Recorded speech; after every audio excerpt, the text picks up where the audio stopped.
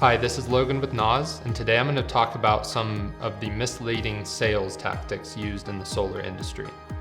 Now, there are plenty of honest and reputable companies like us who you can source your equipment through, but there are also a few out there that will use somewhat shady tactics or practices to lure in potential customers. We know solar can be confusing. We're here to help, and today we want to show you some of the big red flags to be aware of when you're shopping around.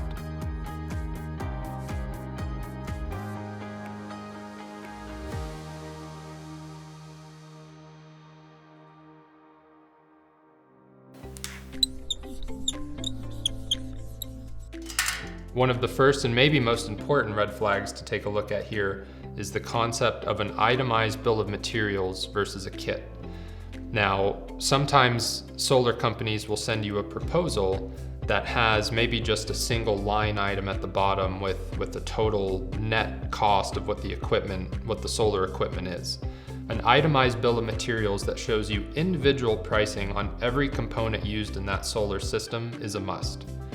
If you come across a proposal that's missing this information, or there's no mention of things like the make and model of the solar panels, or what's my battery kilowatt hour size, what kind of racking we're using, all of those details are very important in helping the customer or the installer figuring out what they need to do for their installation, and also help them determine what additional equipment or components might be needed. Now, if there is no itemized bill of materials with pricing or mention of make and models of our different equipment, that's a big red flag. This missing information can sometimes bring about added costs later on, as the installer or the purchaser may need to go out and buy extra materials that weren't included on the original bid.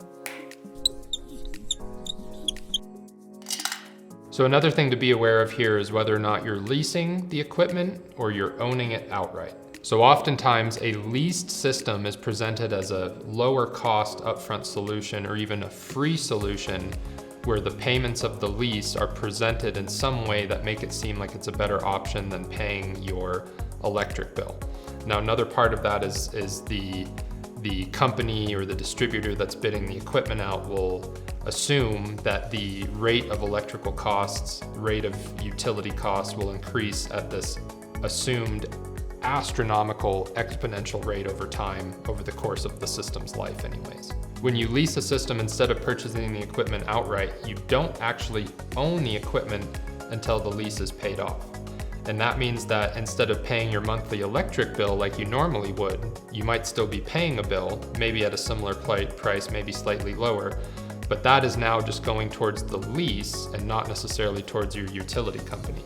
Don't forget, anytime you lease a system, you're paying interest on that leased equipment, which does make it a more expensive solution in the long term. Also keep in mind that a lease system installed on a home can affect the selling process of that home. Essentially, if you put a lease system on your house and you sell the house before the lease is up, aka you don't own the equipment yet, it can get a little bit complicated, as technically you're now trying to pass on your lease or your debt, in a sense, to the future home buyer.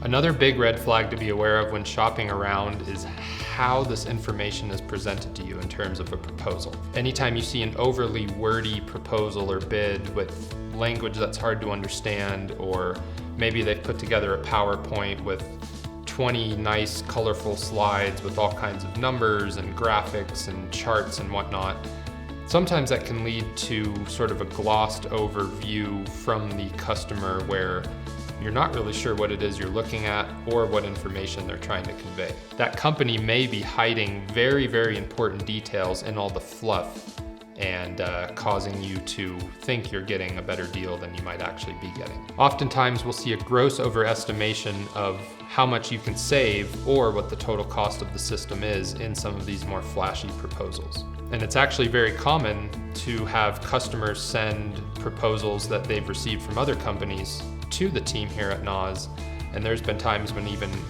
we as experts in solar don't understand what's actually in the proposal, or it's not clear what actual equipment or what size of a system that person is receiving. So again, always be very weary of a bid or a proposal you receive from a solar company that has a lack of technical information, that doesn't show you what equipment you're getting, that uses complicated language or has just too many graphics, pictures, things to sort of draw your attention away from, the true content that's in that proposal.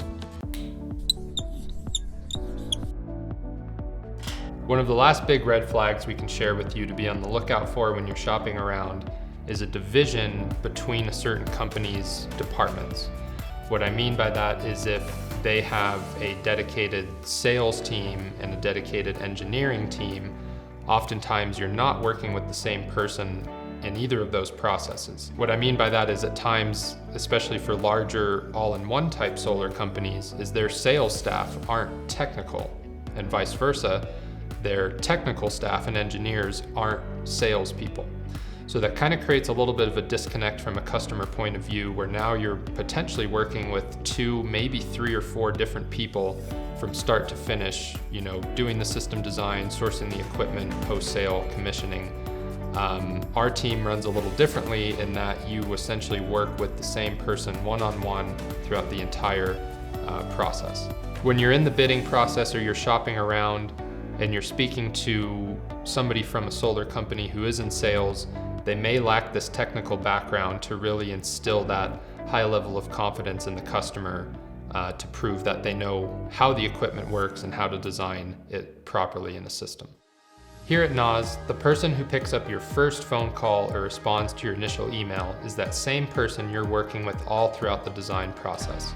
From the initial design and estimation of the system, to purchasing the equipment, to post-sale support and beyond, our team is here to help and ensure you're successful.